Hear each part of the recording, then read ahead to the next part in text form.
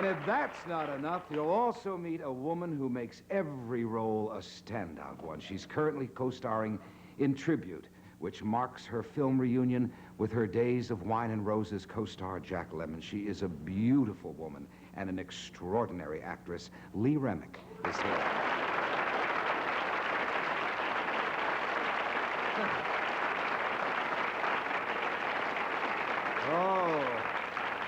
I can see heartbeats all over the place here. Right now, let me bring out one of the most recognizable women in the world. And her face is familiar, too. Grow up. She wrote the title music for this, her first film, which is called 9 to 5, in this brand new album. It's called Dolly, 9 to 5, and Odd Jobs. Would you greet to sing for you the one and only Dolly Parton?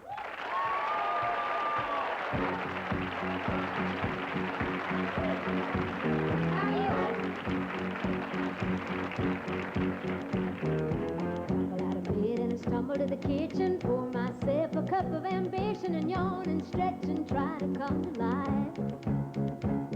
I jump in the shower and the blood starts pumping. Out on the street, the traffic starts jumping with folks like me on the job from 9 to 5. Working 9 to 5, what a way to make a living. Better getting by. It's all taking and no giving. Never use your mind, and they never give you credit. It's enough to drive you crazy if you let it. 9 to 5, for service and devotion. You would think that I would deserve a fair promotion. Want to move ahead, but the boss won't seem to let me. I swear sometimes that man is out to get me. But they let you dream just to watch them shatter. You're just a step on the boss man's ladder, but you got dreams he'll never take away. I know you're in the same boat with a lot of your friends, waiting for the day your ship will come in. The tide's gonna turn and it's all gonna roll your way. Working 9 to 5, what a way to make a living. Getting by, it's all taking and no giving. They just use your mind, and they never give you credit. It's enough to drive you crazy if you let it. 9 to 5, for service and devotion. You would think that I would deserve a fair promotion. Want to move ahead, but the boss won't seem to let me. I swear sometimes that man is out to get me. 9 to 5, yeah, they got you where they want you. There's a better life, and you dream about it, don't you? It's a rich man's day, no matter what they call it. And you spend your life putting money in his wallet. 9 to 5, working 9 to 5, working 9 to 5, just working 9 to 5, working 9 to 5. Oh.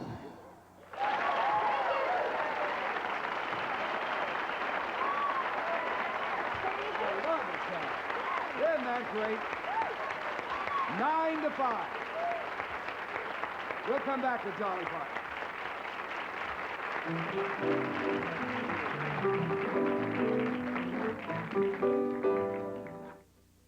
K-A-B-C. You got Ken and Bob to start your day. Dodger baseball, play-by-play. Michael Jackson, Tony Grant on call. Sports talk's on the ball for you. Carol's got it all for you. Ira winding up, Ray Bream winding down. 79, yeah, that's where we shine. We are your K-A-B-C Direct Connection. In all the world, there's nothing like them. The Acrobats of Canton, a colorful spectacle of acrobats and aerialists. Superb performers, dazzling costumes, unbelievable skills, uproarious fun, non-stop excitement, fabulous feats. Perfect family entertainment. The sensational Acrobats of Canton. Catch them while you can. Long Beach Convention Center. Charge tickets by calling 463-3661. These are just some of the menu items served at all 21 Spires restaurants. Spires has a great variety. The food is good and served in large portions. You'll like Spires prices, too. Take the Monday Chicken Dinner Special with home-style soup, crisp salad, baked potato, and dessert. Just $2.65. Spires. We're making good food easy to find.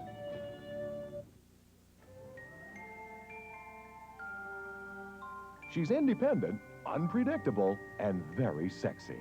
She'll love the Revlon Two's Company gift set featuring the singular scent of Charlie. Get the Two's Company Holiday Duo at Thrifty with Charlie Cologne and purse-size spray concentrate. She'll love Charlie, but she's still all yours.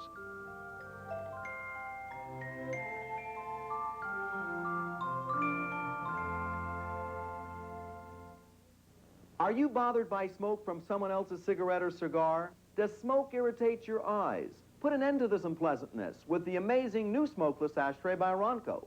The special vacuum system automatically draws inoffensive smoke, locking it into the filter chamber where it's trapped.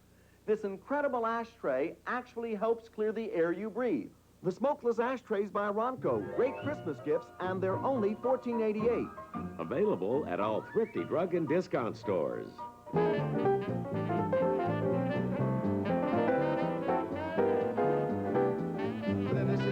This is another first for us, huh? Dolly says I never dress like this. I feel naked. No. Only because I am, right? This is cute, though. See, I was singing 9 to 5 in the best little whorehouse in Texas dress. You're not in that film, too, are you? Yeah, I'm going to be doing that with Burt Reynolds, the best little whorehouse in Texas, which is a musical comedy, and it's not as dirty as it sounds. It's really funny. It's been a huge Broadway hit and stuff. What do you play?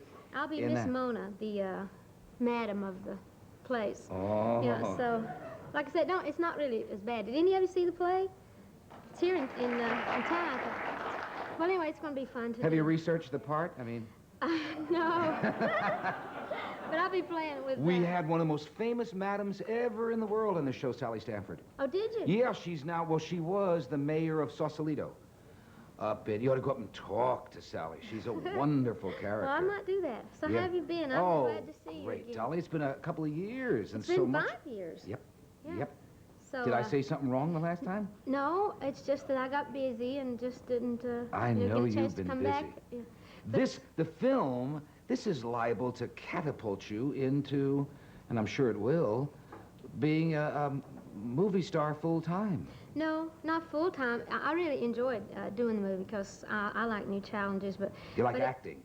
Well, yeah, I guess. I never did study it. It really never was a big dream of mine to be a movie star. It's just I figured that if my musical career went like I hoped it would, that eventually it would all lead into other things. But it was real fun doing the film, but my music is most important. Right. I don't ever have a desire, or I never intend to get out of the music. I do eventually, though, hope to start writing the films that I perform in and do the music for them and write some screenplays you've set your sights on that, yeah, huh? I'm thinking of the business end of it, too. What would...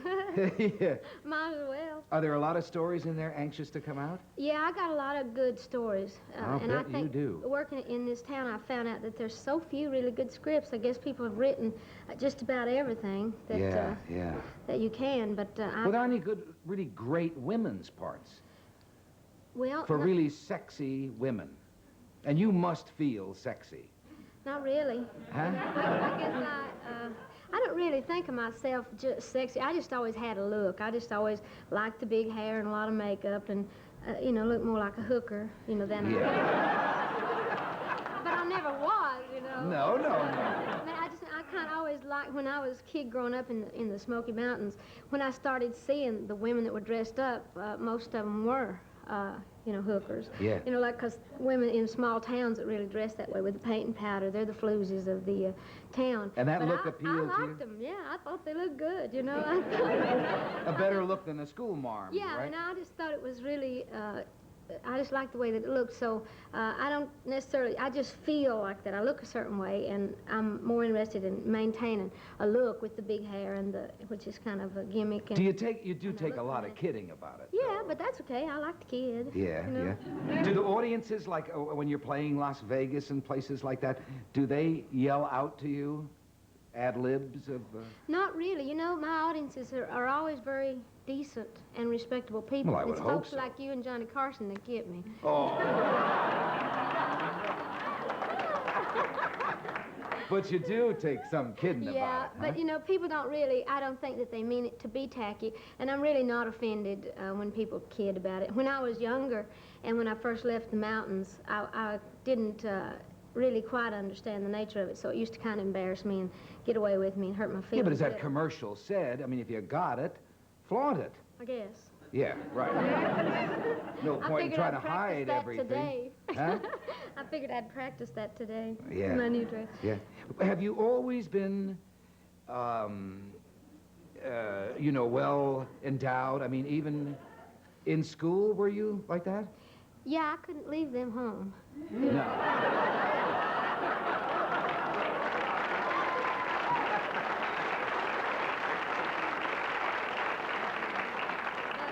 I don't know what that is. Why do some girls have it and some just Well, I don't know why that is.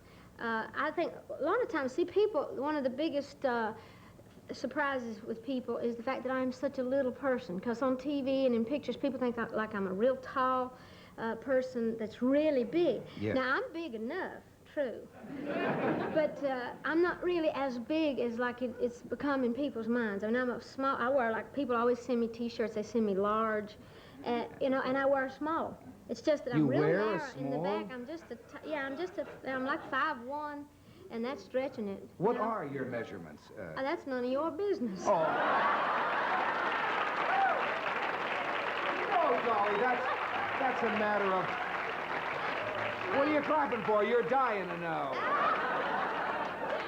Only I have the nerve to ask. No, but I mean, that's... Barbara Walters, you and Barbara No, Walters. but that's a matter of public record on... No, it's not. You know, well, not on you, maybe, but on most people, movie stars. It comes out with your biography, you know, Dolly Parton. Oh, they always question that. But since I'm not really just promoting that, no. I don't go around saying I'm so-and-so and so-and-so, because the truth is, I'm a different measurement every week. I mean, I'm up and down with heavens. my Depending on the weight and weather? stuff. Or? Yeah. Depends on the weather and with my weight.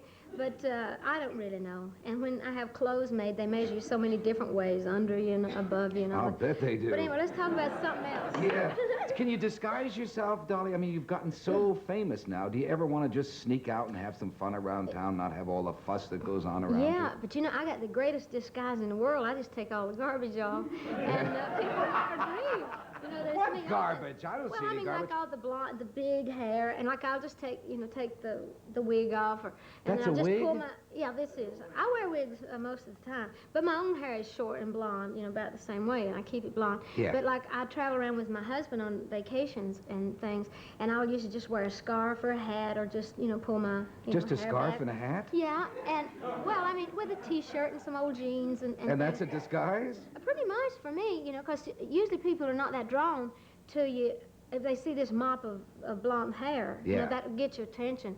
And it's, but if I get rid of all that and don't wear the flashy clothes and the form-fitting things, I sort of just look a little bit like Slip Mama into the Cass crowd? Elliott. Just kind of sneak in the crowd. But I don't really have a desire to run away from the people. It's just that sometimes when I travel, You want to get my lost. husband don't like to be bothered. How big is your husband? He's about 6'2". My And word. he's quite a guy, really. A lot of people think that he don't really exist, Is but he he does. tough, or is he Yeah, gentle? he's gentle. He's physically tough. You know, he works outside a lot, but he's the gentlest person that I ever knew. Right. And he weighs about 165 pounds, and he weighed 140 pounds when we married. But you put some beef on him, And huh? he ballooned up to 165. So he's still real thin, you know, real trim. But he's very gentle. He's a good guy. How's he take all your fame? Oh, he likes it. He's real proud of me. He don't like the commotion of the business, but you know, he don't like to come to the shows and stuff unless he sneaks in on his own. He don't like to be introduced and people make a big issue out of, oh, finally at last gosh, you're so-and-so. Yeah. But he's kind of shy in some ways, especially when in a big crowd. He's not a bit shy once he gets to know you. He's a real fun person to know. But he spends quite a bit of time with me, a lot more than you read about or hear about. When I did the 9 to 5 film out here, we started last January, and it went till April. And he spent the whole time out here, mostly because he wanted to see Jane Fonda, because she was she was always a favorite of his. Like when that was his first crush. Right. That was 20 years before, in like a first film she had. But anyway, he really enjoyed it.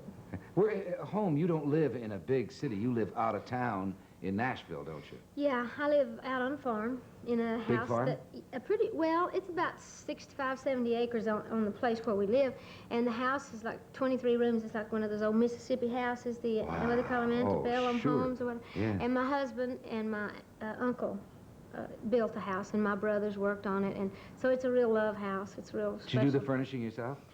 No, I don't have good taste. But What's your favorite room in the house? the kitchen, of course. Is it? I think most women, the kitchen and the den, that's where. Can you cook? Oh, I cook real good. All fat people make wonderful cooks, and I cook what I like to eat and what my husband likes to eat, and most of the the people that I see are. You don't just think mostly yourself fat. as fat? No, but healthy, good and healthy. Oh No, no. but I'm just saying, I love to cook, and I'm just a real Like healthy what's person. I love to eat. What's a really favorite dish of yours to cook? What's your specialty? Well, I love things like meatloaf and mashed potatoes and stuff like that, but I cook spaghetti and stuff like that good. I don't really get into gourmet cooking. I ain't got the patience, first of all, nor the sense. Yeah. Because I can't read directions. I can't go by recipes. I just like to make up the stuff. Now, are there a lot of children? In my family, there's 12 of us. Oh, my word. 6 girls and 6 boys, and we grew up on a farm, and, Right. and Mama was a great cook, and all the girls learned to cook because Mama was busy having kids a lot, so we had to kind of take over, as you can tell. A prolific family, right? But 12, very close growing very up? close. My mother was 35 and my dad was 37 when they had their 12th child. Now, can you imagine? We got one set of twins. They married when they were almost 15 and almost 17. So there's 8 children younger than me, and I have a sister and 2 brothers older. And, Do you do a lot of dreaming growing up in an area like that? yeah, you do. I mean, do you really know what's going on in the outside world? Well, you don't know exactly what the outside world really means. You hear enough, and your relatives, different ones that get out and travel. But you do learn to dream a lot because there's not much else to do, and you use your imagination, which is a wonderful thing. Right. Because we always had better pictures on our radio than when we started watching television. The way we would hear, like the Lone Ranger. Imagination. Yeah, I mean, we saw great pictures, or I did. And I love stories. I love the fairy tale stories and the Bible stories Mom used to tell. And I think that was real healthy for my creative self to use my imagination and develop it to where... In your wildest dreams, did you ever imagine you'd ever be as famous as you are someday? Well, yeah, I guess I did. I always dreamed that I'd be famous. I wanted to know what the world was like, and I always loved people. I always had a real outgoing personality. I never shut up. I would always be tickled to sing for anybody, anywhere, for any reason. Right. For any amount of money, or none. Were there movies in those days? Was there a movie theater you could go to? No, not during that real Did you read early movie stage. magazines? No, not back then. We did after we moved out and got more out into the mainstream. But in my most impressionable years was like from when I was 2 years old till I was about 7, and I guess you always remember things most during that period of time. I know I did. It just seems like there was so much there. But I always wanted to go. I wanted to sing. I wanted to be famous. I wanted to be rich. I wanted to be like the things I would read, like in the fairy tales, like the kings and the queens. I was always real fascinated with, with all the jewelry and all that. So I think between Mother Goose, Cinderella, and the hookers, is how... Some kind of a composite of something, sure. Yeah. Well, let me take a break, Dolly, and we'll come back and we'll talk about 9 to 5, and we'll give the audience here a kind of a preview, a performance of your excellent acting. They're going to be delighted. Oh, okay, good. You got commercial. Okay.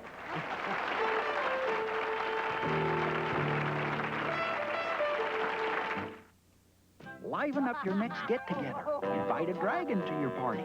Royal Dragon Chinese Dim Sum, the delicious, mouth-watering snacks. Invite a dragon over for a night of TV. Thank you, mister. Royal Dragon Chinese dim sum are delicious varieties of shrimp, poultry, and vegetables in a crispy, crunchy shell. Get them in your grocer's freezer. You're cute. Royal Dragon Chinese dim sum. The easy way to keep your parties from dragon. We French did not invent wine, but we made it an art. We did not invent love, but we made it more romantic. We did not invent fragrances, but we made them more elegant, more sensual. We created infini. Infini. Elegant, sensual, very, very French.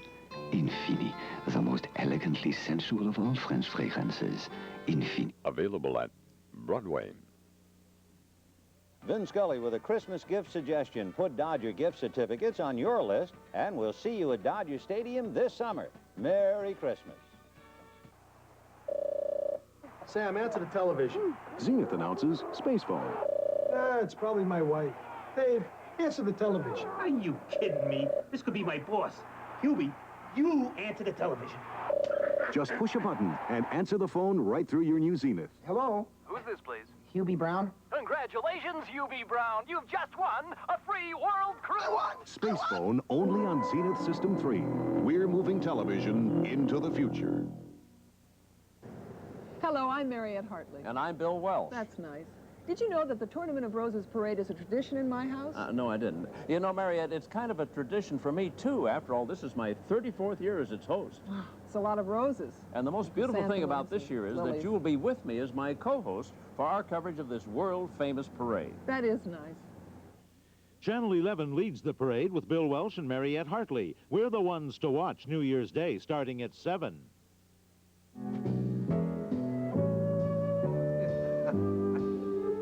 Any fears that first day on the set of 9 to 5? There you are with Jane Fonda, Lily Tomlin, and here you are with no acting school experience. Boy, that's the truth. I wasn't scared. I don't know what exactly I felt. I guess it's the uncertainty that, you know, that caused the butterflies and all that, because I just didn't know. I had never even seen a movie made because I've done television shows and worked out of Nashville, but I didn't know the procedure.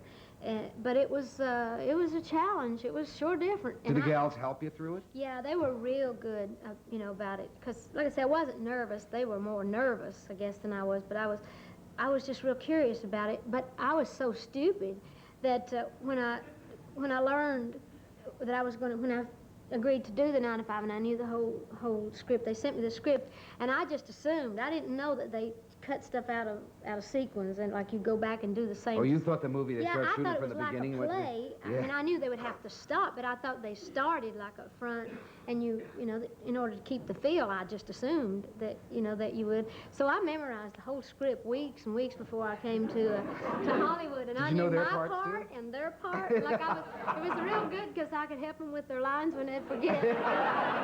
I bet that thrilled them. I never could remember mine, but it was real fun. I didn't have a bit of problem. I learned a whole lot of stuff doing this movie. You play a stenographer, and you play the boss's secretary. Yeah. Yeah. And the boss is he's not likable. He is and he's not. I mean, he's just the kind you'd like to just go up and just, you know, just hit him in the teeth. Because he's always after us. Yeah, he's like really, thinks he's really hot stuff. And he's really hard on the girls. And I'm the executive secretary to the boss, and he's always after me.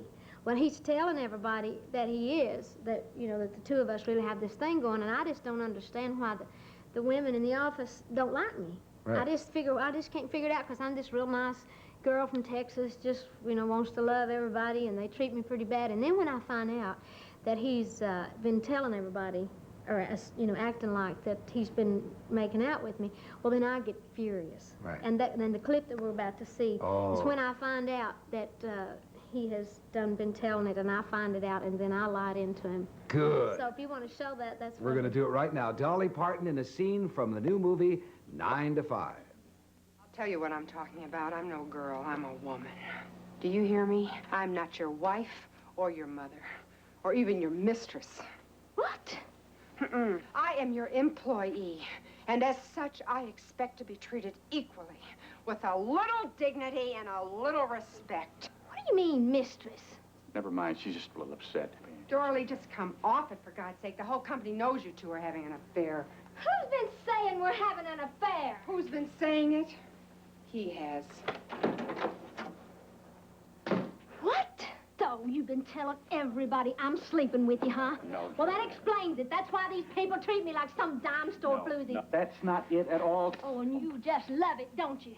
It gives you some sort of cheap thrill, like knocking over pencils and picking up paper. Now, let's don't get excited. Get your scummy hands off of me. Look, I've been straight with you from the first day I got here, and I put up with all your pinching and staring and chasing me around the desk because I need this job. But this is the last straw. All right, now wait. Let's just sit down and... Look, I got a gun out there in my purse.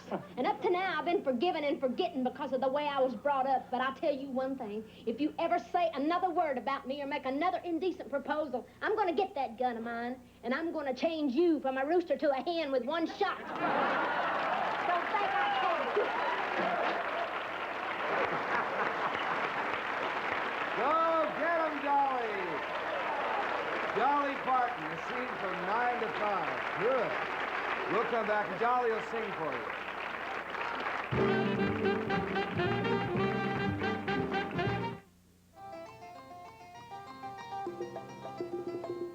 It's Mervyn's Merry Christmas Sale. Time for you to save on plush velour and terry bathrobes for men. Give him the soft, rich texture of velour with great-looking stripes, even a pocket or two. Terry robes are thick and thirsty, perfect after the bath or for just lounging around. Both robes are on sale at $27.20. That's 20% off at Mervyn's today. Your book is divine, Liz. And what an extraordinary fragrance. Oh, really? I'm not wearing any. So sorry. I wonder who... It's me. I mean, it's I wearing me. Me, the fragrance so alive, so distinctive, it sets you apart from everyone. You stole the show, you know. Me did. I mean, me, the fragrance did. What's your name? Me makes it marvelous to be you. Available at JCPenney. Steak and tender, delicious deep-sea finger lobster. At the Sizzler's price, now you can have your steak and lobster, too. I'm Johnny O, and here's another great idea from the makers of the Oasterizer Blender and the Oster Kitchen Center. The Oster Automatic Egg Cooker makes perfect hard or soft-cooked eggs, even poached eggs, in a matter of minutes. Precise heat control does it all automatically. Then top it off with freshly squeezed citrus juice. Great for breakfast, lunch, anytime. The Oster Egg Cooker and Citrus Juicer. Oster, products that make your life a whole lot easier. At all leading discount department stores. Hey, Sandy, you're looking good, so naturally healthy. Hey, Steve, love the way you look so great. Good health to you, to everybody, naturally from Jacqueline. Take your lead from the leader, you'll love the results when you come on into Jack. Call about our special Christmas offer, only at Jack LaLanne's.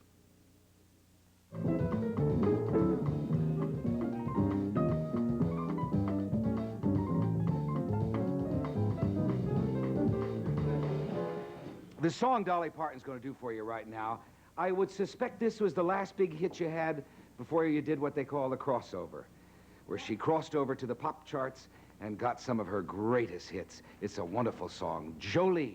Here's Dolly Parton.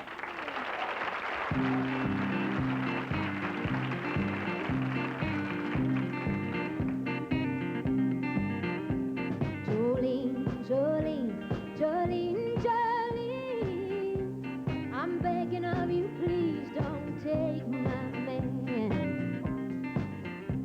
Jolene, Jolene, Jolene, Jolene, please don't take him just because you can. Your beauty is beyond compare, with flaming locks of auburn hair, with ivory skin and eyes of emerald green. Your smile is like a breath of spring, your voice is soft like summer rain, and I cannot compete with you, Jolene. He talks about you in his sleep, there's nothing I can do to keep from crying when he calls your name, Jolene. But I can easily understand how you could easily take my man, but you don't know what he means to me. Jolene, Jolene, Jolene, Jolene, Jolene, I'm begging of you, please don't take my man. Jolene, Jolene, Jolene, Jolene, please don't take him just because you can. Now you could have your choice of men, but I could never love again, 'cause he's the only one for me. Jolene, but I had to have this talk with you. My happiness depends on you and whatever you decide to do. Jolene, Jolene, Jolene, Jolene, Jolene, I'm begging of you, please don't take my man. Jolene, Jolene, Jolene, Jolene, please don't take him just because you can. Jolene, Jolene, Jolene. Thank you.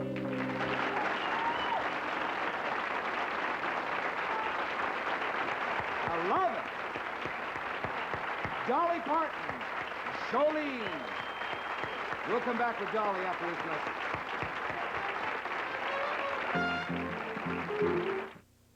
Anne, I love this clock. Why so nervous? Sorry. The doctor says caffeine makes me tense. Well, don't you drink Sanka brand, decaffeinated coffee? Oh, I bought that for my husband. I only drink real coffee. Sanka brand is real coffee, and taste it. Try it. It is real. Real good. Hi, Anne, what's new in antiques? Everyone says I'm new since I switched to Sanka brand. Sanka brand. Enjoy your coffee and enjoy yourself. Rita Moreno, you're the only actress who's won an Oscar, Emmy, Tony, Grammy. You always look terrific. And that smile, what's your secret? Well, I take care of my figure, my face, and my teeth. Your teeth? Come closer and I'll show you. The best smiles start with the whitest teeth. Wow. My secret? Pepsodent. It gets my teeth their whitest. I'll say. If you want your teeth their whitest, you need Pepsodent too. It's a real winner. This is Rich Little talking about Panasonic microcassette tape recorders. This is Rich Little talking about Panasonic microcassette tape recorders. They're not just for business anymore. They're for kitchen business. Beat 2 eggs into a cup of flour. Travel business. Leaving Moscow for Paris. Hey, school business. 3 times 3 is 8. Panasonic has microcassettes for every kind of business. And prices start under $60. We French did not invent wine, but we made it an art. We did not invent love, but we made it more romantic. We did not invent fragrances, but we made them more elegant, more sensual. We created Infini. Infini. Elegant, sensual, very, very French. Infini, the most elegantly sensual of all French fragrances. Infini. Available at Broadway. Dear Santa, the Broadway has something to make cooking our Christmas dinner easier. It's this neat thing by Farberware called a convection turbo oven. It's so you don't have to turn food or baste it. Cooks fast and saves energy too. All Farberware is 20 to 40% off at the Broadway, and the 11-piece cook set is 50% off. Come and see how great gifts can be at the Broadway.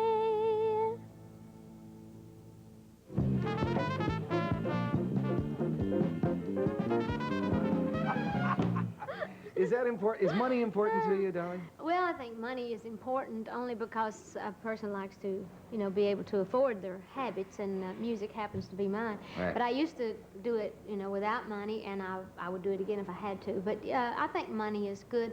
Particularly if you haven't had it. It's Yeah. a nice surprise, isn't it? Yeah, it's great to have money, but it's not the most important thing in the world. It's important because it's nice. It makes you do better work sometimes when you don't have to worry about if you can pay the light bill or the phone bill. But sometimes you can get too spoiled with it, and you don't have the same quality of work. Right. But you know, because you get You're spoiled. opening in February at the Riviera Hotel in Las Vegas in one of the largest deals ever signed in Las Vegas. Well, this Did that make you feel good? Yeah, that made me feel good. And it's the first time I've ever been in Vegas. I know. So I'm curious to see if I'm going to really enjoy, working that particular You're going to enjoy it, and they're going to love it. Good. I look forward to it, but it's just going to be, it's another one of those things, that's a challenge. Sure. And I look forward to it. When I introduced Jolene, I used a word I'm sure not most people are used to hearing, which is before you crossed over. Mm-hmm. And that was when you crossed over from the country charts to getting pop hits, which sometimes makes people in the business angry if you do that. Did you get a feeling of that? Well, I read a few things, that people had thought this or that, but I would like to think that the people that were concerned were just afraid that I might get lost in the shuffle, and I respect that. And I think now they saw what I was doing. I couldn't let it stop me at the time because I really wanted to do well with the music. I mean, there was no point in me just doing it if I didn't intend to, to do it. And look at well. Kenny. Kenny Rogers just crossed from one chart to the next one to the next one. He's great. But I think that's all behind me now. That was a long time ago. I've been real lucky. I've enjoyed a lot of success. I had a lot of great people working behind the scenes. I took on some Los Angeles management in Sandy Gallen, Ray Katz, and Jim Morey. Good. And it's just been a great relationship, and it just makes my work easier. Your first big crossover then was There You Go Again, wasn't it? Yeah, Here You Come Again was the first See, million I sing it, selling isn't that funny? There you go again, it's Here You Go But again. that's all right, however you want to sing it. That was a great song. Yeah, Still is. That's a great song. That was written by Barry Mann and Cynthia Wilde, that wrote a lot of the big We've hits had in the them 50s on, and they've 60s. done medleys that took almost 90 minutes to do. I couldn't believe that they wrote so many great songs, but that was a really good song. I think anybody could have had a hit record with that song. I was just lucky that I got it. But that now the new 9 to 5 album, I wrote a lot of the stuff in it, and I'm going back now to writing the things like I always used to, going back to more of a country-based sound now that I've won the popularity, just so I can now kind of have musical freedom and I don't have to worry about so many things. Which room in that 23-room mansion in Tennessee do you do your writing in? In all kinds of rooms, because it depends on the mood I'm in. I write a lot in what I call my music room, and I write a lot in the den, because it's real country in there, and I like the fireplace and stuff. I love to write in the wintertime. I always heard you wrote in a tree house. Well, I have a tree house that my girlfriend Judy and me built about 4 winters ago. We drug wood from over at the shed, and we had this big tree, because I always loved stuff like that. And in the summer, I go up there and read a lot, and sit up there and write songs, and just it's more like a platform, like just a big boxed-in. We're not creative builders. Is it a feeling, though, that you get away from all the opulence, the glamour of the mansion, to get back to the roots and go up in a tree and write? Well, I never feel like I have to get away from stuff. It's just that I don't think about it like that. I just like it outside. Growing up close to nature, you never do lose that feeling. I think that's a good thing. It keeps me sane. I just like going out walking in the woods. Well, it must be strange when the visitors come and they say, well, Dolly's up in the tree. They said they drove me up a tree. But, well, the visitors don't see me up there. But I wouldn't care if There are no did. bus tours past your house? Yeah, but they don't come inside of the tree house. Yeah. Yeah. But are there a lot of curiosity seekers who are out there saying, where is she? I really mean this. I think country music fans are the sweetest fans in the world. They don't really disrespect your privacy. They just want to see where you live, and they'll stand on top of their cars and take pictures and stuff. But it's just a very few times that people ever Do you have a swimming pool? jump the fence. Yeah, I got a swimming pool. I'm always scared now that somebody's going to come around the house, because some people every now and then do jump the fence. Now, Jane Mansfield, when she was alive, she had a swimming pool here, was in the shape of a heart, and Liberace's in the shape of a piano. What shape is your swimming pool in? What shape do you want me to say? Come on. I tell you, I have a real good swimming pool. My husband loves to swim. As a boy, he used to he was just a water dog, and he loves to dive and all that. So he pretty much built the pool. He's fixed a real big one. But in the bottom of the pool is a big yellow butterfly. So that's like my part of the pool. It's real pretty, like especially standing on the top porch. That's how he thinks of you, huh? As a As a butterfly? Beautiful yellow butterfly. Yeah, well, see, butterflies are like my favorite things in the world. I love hummingbirds, sunflowers, and butterflies. Did you ever look up the word butterfly? I love that story. How you say butterfly in all the languages? Like in Spanish, it's mariposa. In Italian, it's farfalla. In French, it's papillon. Oh, this sounds pretty And in good. German, it's Schmetterling. That's not real romantic, is No. it? Show me your Schmetterling. That's cute. But no, I didn't. I can hardly even speak English. But maybe I should learn to say it. But I just always collected butterflies. Like I have a lot of butterfly pictures, pillars that people give me, pillows that fix like butterflies and rings and stuff. But I really like them. Somebody told me once that they used to be called flutterbys, little things that just fluttered by, and eventually they changed it to like butterflies. Yeah. But anyhow, that's the end of that story. I think I've said about all I can about that. Then will you sing for us? Is this an original song you're going to sing? Yeah, this song, well, I wrote Jolene, too, because I love Right. to write songs, but this next song, I always love to do on stage, and the audience seems to like it, and I may call on the audience to help me. And you're gonna play the So I banjo? can look good to my folks at home. Yeah, I'm going to play at the banjo. It's called Applejack. Is that your only instrument?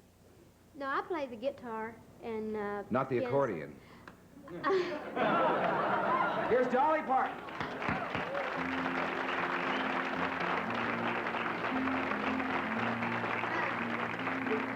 It's not very ladylike in this dress and banjo, huh? Anyway, this is a story about an old man that I grew up knowing and loving in the Smoky Mountains of East Tennessee. And when I was a kid, about 7 years old, I used to be real fascinated with him. And I used to sneak off from Mama because they told us not to go up there because he was this bearded old man that didn't smell too good. And so I used to love to hear him play, and I'd sneak up in the bushes. And so I got brave enough to where I used to, go over on the porch, and we used to chew tobacco together.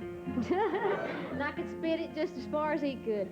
And he used to make moonshine, which is like homemade whiskey or white lightning, you call it different things. And he used to let me sip a little bit of that. I used to go home as high as a kite. Mama thought I was sick for years. She didn't know I was the happiest kid ever roamed the Smoky Mountains. But anyway, he didn't let me do enough of it to hurt me. It was just something that he made me feel special and grown up, and that made me feel good. So after he passed away, I wrote this song, and that's what it's about. Now, he lived by the apple orchard in this little old orchard shack. His real name was Jackson Taylor, but I called him Applejack. The old Applejack was loved by everyone he ever knew. Of course, Applejack picked apples, but he picked the banjo, too. Play a song for me, Applejack, Applejack, play a song for me, and I'll sing. Play a song for me, Applejack, Applejack, play a song, let your banjo ring. Now, I'd go down to Applejack's just almost every day, and we'd sit and we'd drink Applejack that old Applejack had made. And then he'd take his banjo down, and then he'd ask me if I'd sing. And he would play the banjo, and I'd play my tambourine. Play a song for me, Applejack, Applejack, play a song for me, and I'll sing. Play a song for me, Applejack, Applejack, play a song, let your banjo ring. Play one, Applejack.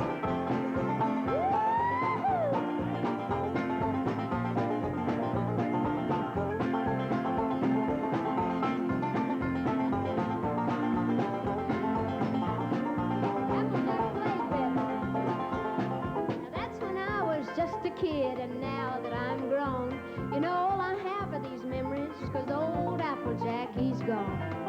Oh, but he left me the banjo, and it always takes me back. Every time I play it, I think of Applejack. Everybody sing, play a song for me. Clap your hands with it. Applejack, play a song for me, and I'll sing. Play a song, play a song, play a song, Applejack. Play a song, let your banjo ring. One more time. Play a song, play a song, play a song, Applejack. Play a song for me, and I'll sing. Play a song for me,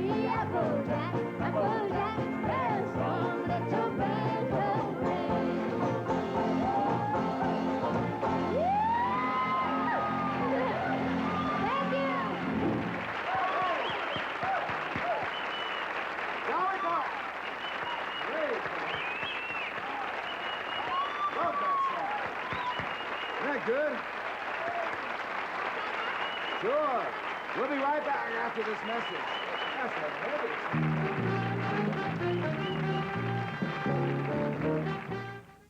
With all this beauty, few people would guess how low undertaking prices are at Forest Lawn.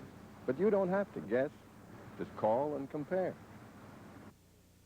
Oh, not powder cleanser again. It's so hard to rinse. The grits. I can't scrub all day with your disinfectant cleaner. Cool it. Comet Liquid? New Comet Liquid. Cleans tough dirt better than disinfectant cleaners, rinses better than powders, disinfects, too. Really clean. And feels smooth. Now about the sinks. New Comet Liquid. It's the bathroom cleaning solution. Isn't that Ciara?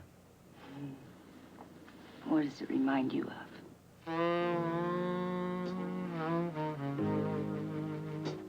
You smell terrific.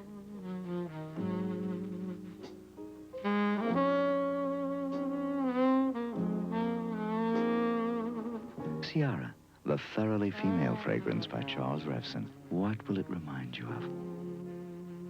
Find out at Robinson's. News tonight, a summary of the day's major stories. Here's Judy Bloom. Good evening. In the top of the news tonight, 3,000 people gather in Griffith Park for a memorial tribute to John Lennon. One of many held around the world. Will have tape footage from others in Liverpool and in New York. A wave of violence swept through a local restaurant, claiming 3 lives, and commuters may find a difficult rush hour tomorrow. The RTD has pulled those flexible buses off the street. We'll have details at 10 o'clock tonight on Metro News. Tomorrow night at 9, Tony Bennett joins the Merv Griffin Show. And tonight at 10, it's Metro News, LA's #1 primetime newscast. At 11:30, My Side of the Mountain on The Best Picture Show. Here on Channel 11, the ones to watch.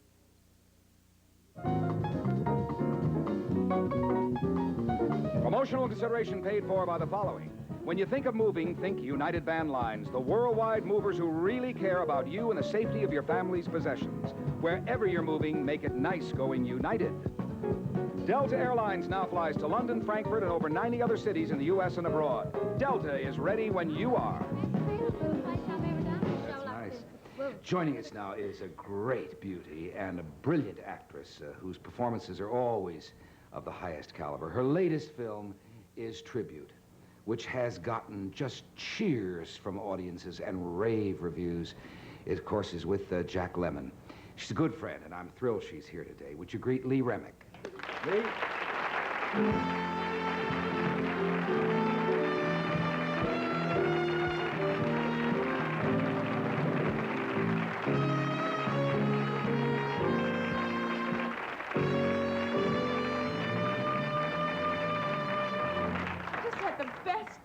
Have you been back there listening? I just think you're so wonderful and adorable and funny and lovely. Want to borrow a wig? She's perfect. She perfect. is. Yep. And what a thrill that must be. First movie. Do you remember first movie? Of course, your first big film was Facing the Crowd. Oh, yes, that was a thrill for me. It which really is still was. a classic of a film. Yeah, it works well. Yes, it was My great. word. A great experience. Do you have any memories of that at all? Oh, sure. Well, panic, first of all, and not knowing anything about what was happening. And working with the top director ever in motion pictures. I was very lucky, and it was a super experience all the way around, and I learned so much. You know, that's what it's all about. Have you got a favorite film? As I look at you now, there have been so many that all of us know and love. I'll tell you the one that scared the heck out of me. Which, The Omen, or yes, Omen. yes. I mean, just put me away. I know. I had to go back 3 times to make sure I saw it right the first time. That was fun to do. Actually, one of my favorites is one that probably a lot of people haven't seen.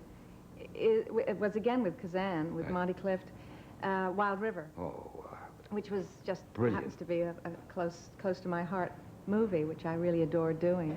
Bring me up to date on your life. It's not that much here in America anymore, is it? Well, it is when I'm working. I come here, 6 or 8 months of most years now, just to work, but I do live in England and have for 11 years now. What have you found there? Oh, that you can't find in Quincy, Massachusetts? Well. Where the roots are. It's my life there because I fell in love with and married an Englishman. Right. And that's the only reason I went there, purely romantic reasons, nothing more elaborate than that. And that's the best reason to do anything. But is life fun there it's for you? wonderful, certainly. Well, you know London, I'm sure. It's a terrific city, and it's a wonderful country anyway. The English people are lovely, and life is, I suppose life is pretty much the same wherever you go, because you take yourself with you, and you know, you don't really... And you're in love in that city? And you're in love, and my children have grown up there, went to school there. They're back in this country now, but they went to school there, which was terrific for them. But you still maintain a house in America? Yes, we have a house now on Cape Cod. Which and is do you just get there often? Yes, and that's paradise. I mean, that's our sort of escape from everything, really. There's nothing about the movie business there. There's no talk about it. There's nobody even says anything about it at all. I don't have to think about it or... And when you're away from it, can you just totally dismiss and say that's it? Pretty much, yeah. I mean, there we're surrounded with water and birds and our little boat, and we watch the heron come in and get out I never thought I'd be somebody, you know, having grown up in New York City, that I'd ever be thrilled to bits at the arrival of the heron on the next island, but out come the binoculars and I watch for hours, you know, that sort of thing, which is very good for the soul. Have you taken a vacation from your career throughout your life? I do it all the time, yes, all the time. I mean, in between finishing one film or maybe two in a row, as I've done this past year, I then go up to the Cape, for instance, for 4 months and just not do anything. I mean, and you don't worry about what's going to come for a next script? Not really. I mean, I'm reading things all the time, as we all have to do, to find that elusive next good property, you know, and that is the hardest part of what we do, I think. Is it a big social life living in London? Not for me, it isn't, because I'm not very good at that. I've never really liked a whole lot of, you know, larking around at nightclubs and discos and stuff. I really never have. I don't respond to it very well. So, no, our life is only social insofar as we have our lovely group of friends who come to our house and we go to theirs, and that's about it, you know. Your husband is a gifted filmmaker. Yes, indeed he is, yes. Kip Gowan. On the other side of the camera, always, you know. You have worked together. Oh, yes. You did a movie for television. We did the Women's Room together. He Right. co-produced the Women's Room. Right. That created a bit of an uproar. Oh, yes, which was well-intended. That was our idea, was that it would make people very angry. Why? And, well, it made men mostly angry, quite understandably, because it was about a group of women, all of whom had shared these fairly disastrous experiences in their marriages, and were learning to make choices, to find out that there is another life out there if you want it, if you choose to go after it. And that made a lot of men quite cross. Is there that kind of consciousness in England? Yes, there is. As much as there is here in America? There's less done about it and less said about it. But they will get around to it in their own rather quieter way. So we say England, and particularly London, is a man's town. I don't know what that means. I've never understood that either. I mean, every place is a man's town for the men in it, and a women's town for the women, and you make of it what you want. I don't understand what that means. But women are first-class citizens in in London? Oh, sure. Yes, if those that want to be, you know, you can go out and go to work, and it's just a matter of choice. You know, are they conscious of what's going on over here? And in that sense, the feminist movement? Oh, sure. Oh, yes, and there's a fairly active feminist movement over there, I think. Perhaps not quite as noisy as here. Right. You know. Tell me about your beautiful mother. My beautiful mother is perfectly beautiful and very happy and lovely and doesn't look much different than the last time you saw her. She's a gorgeous lady. See, she certainly is. Is she an actress still? No, she hasn't really worked as an actress for a few years, quite a few years. She's remarried. Well, you've seen her since then, I think, and still lives in New York and down in Barbados as well. So she's wonderful. Did she want that career for you, Lee? For me, she certainly never discouraged it. She on the contrary, she helped me in terms of always being encouraging and helpful and full of good advice, and gave me my head and let me go, and you know, it was wonderful. I was very fortunate. We'll take a break and come back after this message.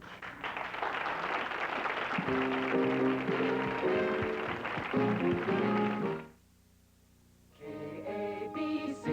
You got Ken and Bob to start your day. Dodger baseball, play-by-play. Michael Jackson, Tony Grant on call. Sports talk's on the ball for you. Carol's got it all for you. Ira winding up, Ray Bream winding down. 79, yeah, that's where we shine. We are yours. circulation. Are you bothered by smoke from someone else's cigarette or cigar? Does smoke irritate your eyes? Put an end to this unpleasantness with the amazing new smokeless ashtray by Ronco. The special vacuum system automatically draws inoffensive smoke, locking it into the filter chamber where it's trapped. This incredible ashtray actually helps clear the air you breathe. The smokeless ashtrays by Ronco. Great Christmas gifts, and they're only $14.88. At Save on Smith's Food King Stop and Go and Newberry's, plus these other fine stores. 1/3 of our lives are spent in bed. Why not buy the best? This is the largest mattress factory in the West, where dedicated professional craftsmen use only the very finest materials to consistently create and produce the best possible ortho product. Advanced big volume production means low factory prices. This twin size includes a brass-plated headboard, as does every ortho mattress set you buy now. Make your best buy in everything for sleep at your ortho factory showroom. There's more than film in this box. There's love. Trust your story to Kodak Film. Forget everything you've heard about prunes and listen to this. I'm proud to be a prune from California.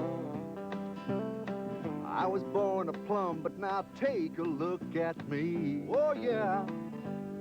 I'm moist and sweet and plump, just right for snacking. I'm a California prune, and I'm plumb good naturally. Today's prunes, plump, moist, and snacking good. Oh, yeah.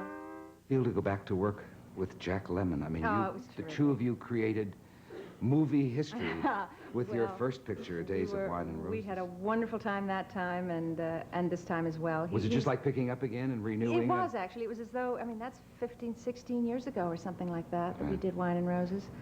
And we haven't worked together since. And it was as though that 15 intervening years had never happened. It was just, there we were again working together and speaking the same language and dealing with the material at hand in much the same way. It was marvelous. He's a very special actor. Yes, and he is. He's full of invention and excitement and caring, really serious caring and no nonsense and fooling around on the set when it was appropriate to fool around, but working very hard and right in the center of things when it matters, and it shows. Do you go to a lot of movies these days? I don't go to as many as I should because I tend to, at the end of the day, whatever the day is, if it's a working day or just a sort of me being me, fooling around in London, seeing friends and buying food and cooking. I love to cook too. Yeah. Eating and things. I get home and I'm sitting around the fire and it's all cozy and lovely, and it just seems like I don't know, we don't get up and get out and get in the car and go to the movies as often as we should. What's the one thing you miss about America, living in London? Do you feel cut off? Not at all. Not at all? Not at all. Are there all the luxuries now? Oh, sure. Oh, sure. It is not a backward country. Oh, no. It's been I mean, there they a have the long, Hoover vacuums long and everything time. there. Yes, Right. the telephone works and everything. Yeah. Yeah. John's Although I do remember a trip there when they opened up the second BBC. And the opening night, they were doing some great American musical, like Kiss Me, Kate, or something, to open up their next television network, and the whole town blew out. And I remember everybody had to walk around with candles. Oh, but isn't that lovely? Oh, yeah, Everybody it looks was. so pretty. It was nice. It's also pretty expensive right now, It isn't is, it? yes, but everywhere's expensive, you know. It really is. It's much more expensive than it was when I first moved there, but it's worth it. It's a wonderful city. Let's talk about a tribute. It's a very strong motion indeed it picture, is. isn't It's it? very And you've special. heard, I'm sure, that when it was shown to directors and actors for the first time, they stood at the end of it and cheered. They are the worst audience. If you sometimes show them, and I can name the movies, having been there on occasion, when they screen them for people in the same business, they can talk to the screen. Oh, shut up! Boo! Get them off! Well, when they They're don't like worse something, they are, but when they do love something, they know a good piece of material when they see it. And it goes around town like the word wildfire flies. the next day. But it is a wonderful story, and Jack, of course, it's a tour de force for Jack and Robbie Benson. It's just, it's so touching because it's about a very tragic situation in a man's life. I mean, he's ill and he knows he's going to die, and yet it's funny. He makes it funny, and within the course of the piece, he is trying belatedly to reestablish his contact primarily with his son, and also, as it happens, with his ex-wife, who I play, and various friends and so forth, because he's a man who's always been a real sort of good time Charlie, the funniest guy at the party and all of those things, but who has in fact shortchanged himself by avoiding really getting inside somebody and getting really close. It all seems like so a surface kind of it has glossy been, and relationship. He's trying to make this happen too late, and he succeeds. It's very, very touching stuff. I know. And Jack does it so beautifully. We're going to show a clip. Does the clip we need a setup? Not so much so, really. It takes place when I, as his ex-wife, returned to New York to see him, just really to bring my son back to see him. And we just go out for dinner for an evening and reestablish a little bit of what we once had. It was obviously a marriage which was irresistible. I mean, he is irresistible to her and loves her still. They love each other still. And yet, it was an impossible situation as well. And there's just this brief little interlude in their lives yet again. Here's a scene from Tribute with Lee Remick and Jack Lemmon. Welcome back to the River Cafe, Mr. Templeton. Thank you. Good to see you, sir. Thank you. Nice to see you. Could I get you a cocktail? Yes, you betcha. I'll have my usual and, scotch, soda, no ice. Right. Thank you. How come you always remember what everybody drinks? Well, I had the soul of a $100 hooker. Did I ever tell you how I knew when you were cheating on me? You believe that? You always switched your drink to the one the woman drank. Well, I never did have a strong sense of identity. Anyhow, as I was saying, she is the perfect girl for him. You know, she's going to show him the finer things of life. Like what? Well, like laughter and sex and ulcers and alimony and all the things that make you want to get up in the morning. All right? Well, apart from the sex education, now how are you two getting along? Well, well, we're not exactly Andy and Judge Hardy yet. Oh, God, we had a good talk going this morning, you know. Started to open up. And... Lord, there is scar tissue there. I don't know, Maggie. I don't know. I have high hopes. So have I. It'll just take time. Lee Remick, Jack Lemmon, a scene from this great new motion picture called Tribute. We'll be back.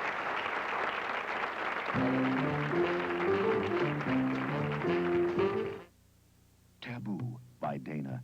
The scent that puts a spell everywhere it touches. Put taboo on you. It puts a spell on the two of you. Put taboo on you. It puts a spell on the two of you. The spell of taboo. Now get caught in the spell of taboo with the new Taboo Spray Cologne. This is the juicy new way to cook from Moulinex, maker of La Machine. The new Moulin Air convection oven. A continuous flow of hot air browns food evenly, seals in juices. You can cook a whole meal at the same time, or a 14-pound turkey, faster, with less electricity. And it's the only convection oven with a rotisserie. Moulin Air from Moulinex. It's the French convection. Moulinex. $7 rebate at Zodi's and FedMart. With all this beauty, few people would guess how low undertaking prices are at Forest Lawn. But you don't have to guess. Just call and compare. Christmas time is West Clocks time at Thrifty with dependable Big Ben and Baby Ben alarm clocks. Through Tuesday, pick an electric alarm, only $9.99 with your choice of features. Or get a key-wound model, available in different styles and sizes at just $14.99 each. Timely gifts from West Clocks.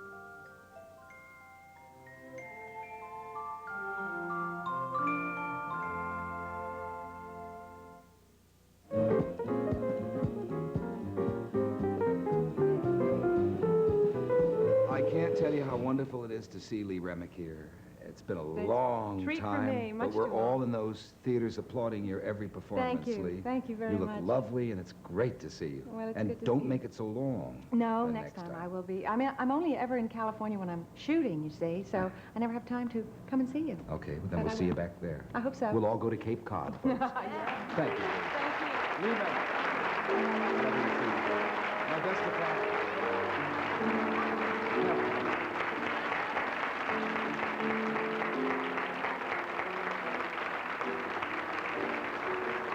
Now, see, when you write a life story, you got to really write a life story. Well, I got one I could write taller than that. Really? That's just the dirty part. Oh! Dolly, I don't believe I'm that joking, for a I'm minute, but look at Was I size. supposed to leave? No. Oh. So she just had to go, right? She has to go, Oh, yes. okay. She Because has to I go on. started saying, I've been sitting here like a fool. I just... Oh! No. Okay. She had to go on to Okay, a good. dinner. She's only here for 2 So I days. started saying I can sneak out. Oh, you could never sneak out. Back to the book. I But thought I I was mean, seeing what this do you was know, about. She's it's so a great. wonderful book. Difficult to read in bed because it leaves bookmarks on your stomach. But it is a book filled, it's an impressive volume filled with wonderful reminiscences and stories of decades in this town. As you can see, it's called Swanson on Swanson, the memoirs of a truly triumphant survivor. Great actress, international standard of beauty and elegance, a feminist, a wife 6 times, still doing it till she gets it right, and a devoted mother to her 3 children. Would you welcome the celebrated author herself back to our show? Here's Gloria Swanson.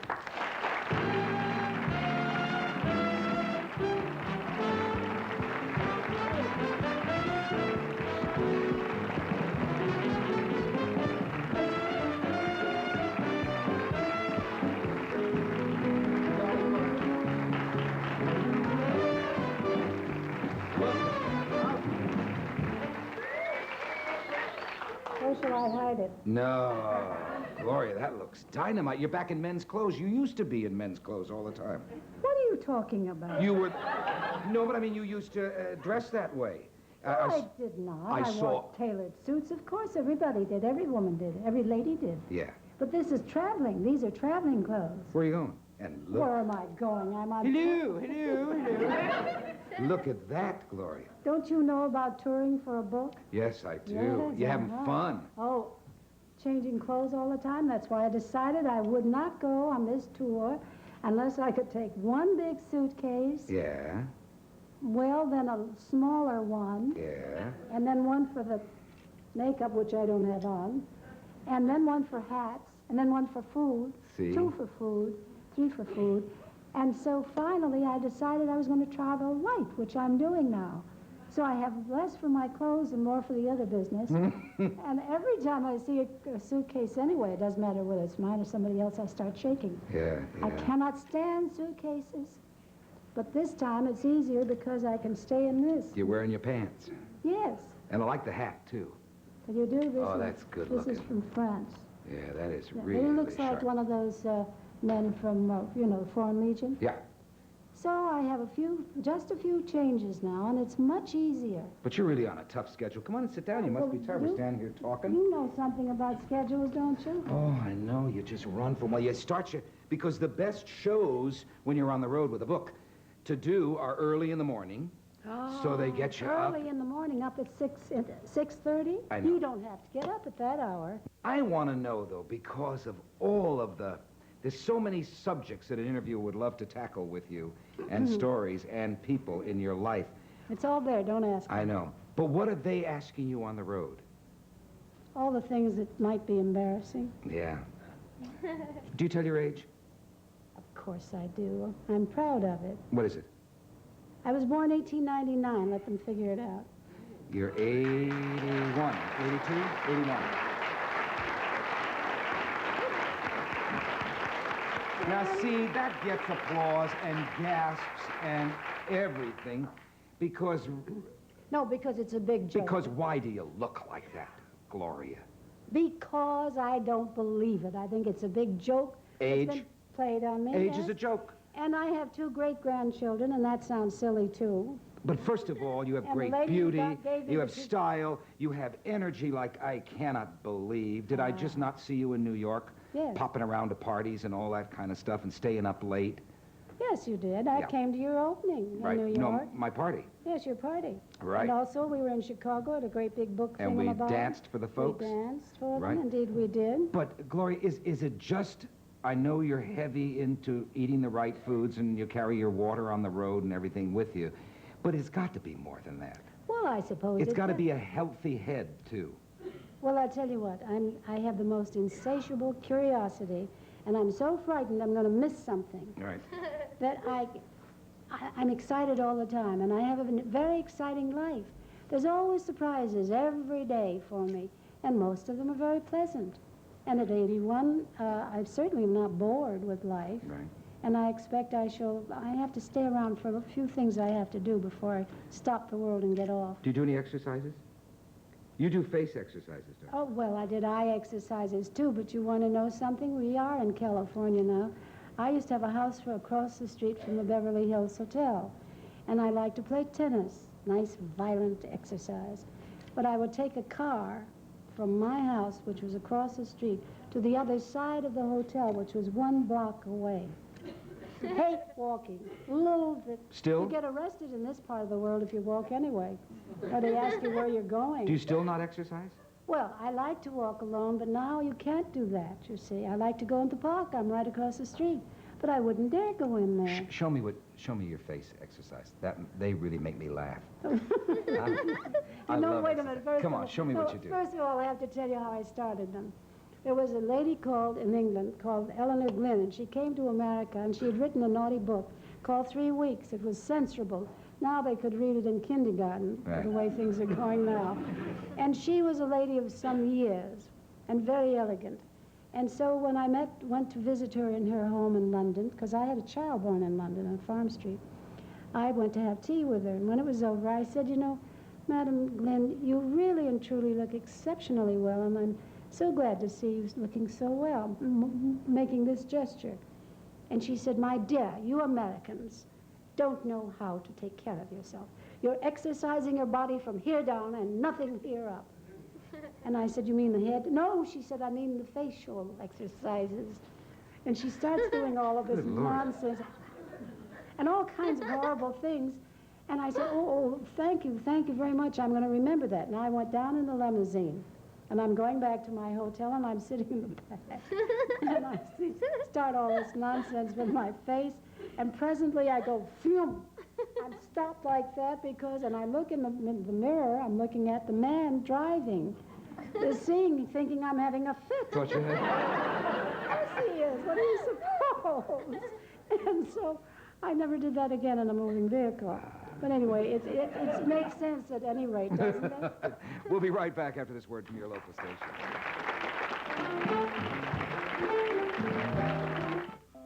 If someone you know is crazy about cuckoos or goes gaga over grandfathers, you should visit Ted's Clock Emporium during our Christmas sale and choose from a huge selection at great savings. Here are just 2 examples from our large collection of grandfather clocks. And cuckoos are now as low as $49.95. Come to Ted's Clock Emporium, the West's largest selection at the West's lowest prices. But hurry, time's running out.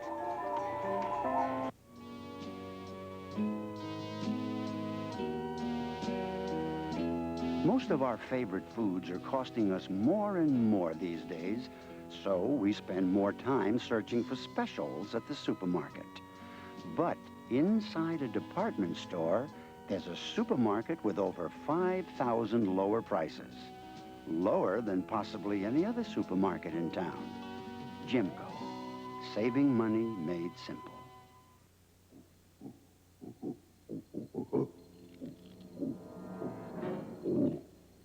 If you've got problems and they're bigger than you can handle,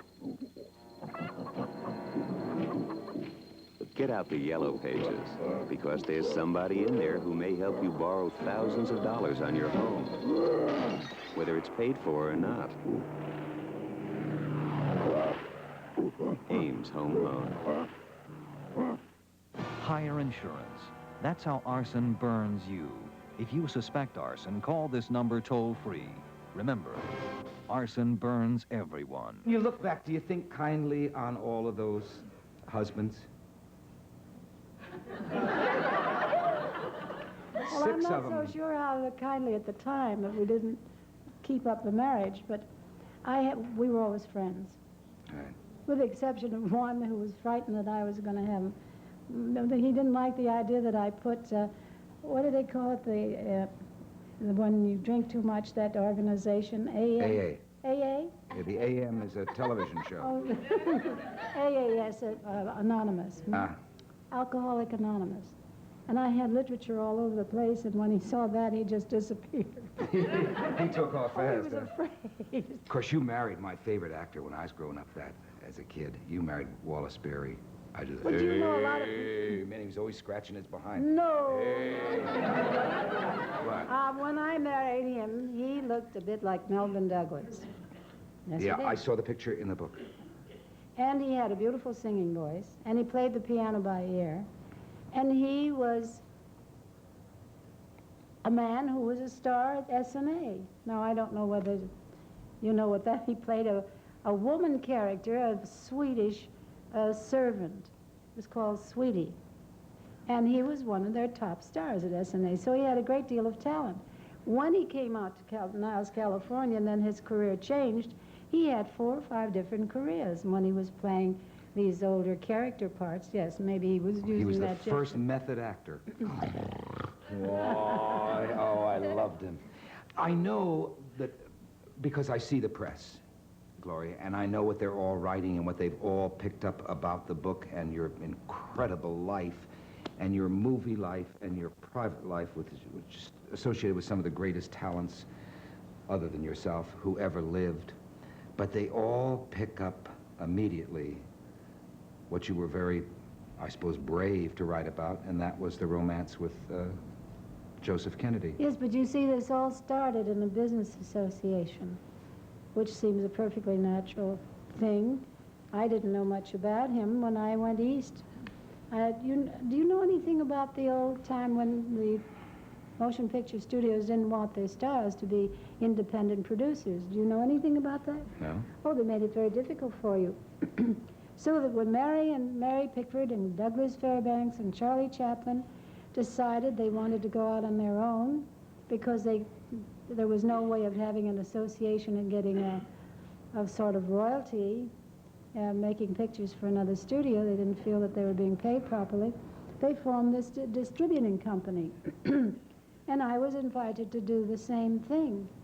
Well, there was a man called Dr. Giannini who had a bank, and he made a lot of money and started the bank because of all the millions of dollars that was coming into this little tiny place called Hollywood. And so he became the friend of all the motion picture What was the people. bank called in those days? Bank of Italy. Bank of Italy. Now it's the Bank of America. That's right. And so people who were making their own pictures would go and borrow money and get a certain amount of, they had to pay a certain percentage for it. And many of them went to Dr. Giannini, and he was glad to help them out. Then along came the United Artists, and they decided they'd have a financing company, which they organized, and anyone that belonged to the United Artists could also have interest in that. They asked me if I wanted any, and I said no. Then I was negotiating for finances for the picture after Sadie Thompson, and I thought I didn't like the terms very much. You must remember, Mary had her mother, Doug Fairbanks had his brother, Charlie Chaplin had his brother, Harold Lloyd had his uncle, the Talmadge sisters had Skank. Everybody had some big, strong person to watch over and take care of them. I had no one. I had no strong brothers. I had no brothers at all. My father was an army man, and he died when I was 23. My mother wasn't the slightest bit interested in the theater world. In fact, she wouldn't even tell anyone she was my mother because she didn't want to be bothered. And she didn't want to live in a fishbowl, she said. And so I was more or less on my own and had to fight my own battles. So when I went east to find out what I could do about finances there, I was told that there was a man by the name of Kennedy who was starting to be in the picture business, and he had bought a studio. think it was called FBO at the time. And so I met him, and I had lunch with him, and I told him of the deals I had with Bank of America and also with United Artists. And he said, well, the Skank deal sounds the best, because at that time Skank was ahead of it. And so that was it. So I just said, thank you very much. We had lunch, and that was the end of it. And about 3 or 4 hours later, he called up and asked if he could see me again, came over, and he had a friend, but that friend was my friend too, by the name of Kent, Sidney Kent, who was the head of the in distribution at Paramount. Is this interesting, or am I being very boring about it? It was fascinating. And so what happened was that I did know Mr. Kent. And he said, well, he's having a problem out on the coast, and I think maybe you can solve it. If you will call, do you know a man called Sidney Cohen, a lawyer, Milton Cohen? And I said, yes, I do. And well did I know him, because he was a man who'd been against me in a lawsuit, blackmail suit, and he was forever unhappy about having been on the wrong side, he said. So from then on, he took care of all my business, gratis, for nothing. He wouldn't take a salary from me or anything else, because he was so ashamed of himself for having been on the wrong side. So, and having put me in a very embarrassing position. So I called him up, and I said, could you do something, a favor for me? He said, I'd like very much to. And I said, would you postpone this case that you have against Sidney Kent? Can you manage to do it for 2 weeks, hold it out? And he said, of course, Gloria, I'll do that for you. The conversation was over, and Mr. Kennedy said, well, Mr. Kent and I would like to do something about financing your pictures. That's how it got all started. But there was no romance then? Oh, then later on, then I was asked not to produce my own pictures, because the next one, it was going to be a von Stroheim picture, and instead of me having the problems of producing and everything else, all he wanted me to do was to act in the picture. And so that's how it started. Then he spent more time in California, separated from the East and from his family. And so, before you know it, here I was making this awful situation for myself and I guess everybody else. But it was never discussed publicly or by the press or by anybody. And yet the Cardinal of Boston Well, that was later on. called you in and said, stop. Yes, and you know what I said in the book. I think you should read what I said to him in the book. You did?